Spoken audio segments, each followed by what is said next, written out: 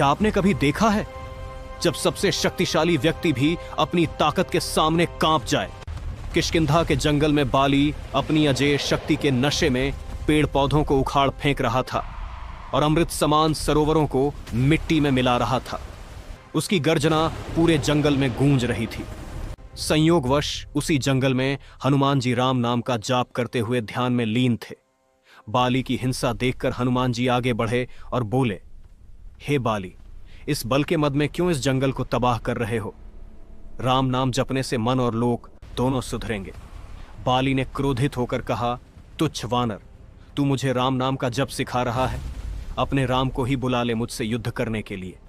हनुमान ने क्रोध में उत्तर दिया, हे बाली, तुम श्री राम को रहने दो, पहले मुह तुच्छ सेवक को हरा कर देखो। बाली ने दूसरे दिन के लिए युद्ध तय कर दिया। अगले दिन हनुमान जी युद्ध के लिए निकले। रास्ते में ब्रह्मा जी प्रकट हुए और कहा, हे हनुमान, बाली को क्षमा कर दो।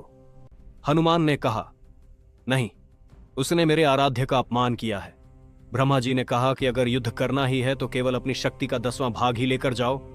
हनुमान जी ने ब्रह्मा जी को सर झुकाकर प्रणाम किया और चल दिए। जब हनुमान बाली के सामने आए तो हनुमान जी का आधा बल बाली में समा गया। बाली का शरीर फूलकर फटने लगा। ब्रह्मा जी ने कहा, अगर बचना है तो हनुमान से जितना हो सके दूर भाग जाओ। बाली तुरंत वहां से भागा। आगे ब्रह्मा जी मिले और बोले, इतना भी बल सहन नहीं कर पाए तुम। यदि हनुमान अपने पूरे बल के साथ युद्ध में आते तो तुम तुरंत परलोक सिधार जाते। बाली समझ गया कि हनुमान जी का बल असीमित और राम भक्ति असाधारण है।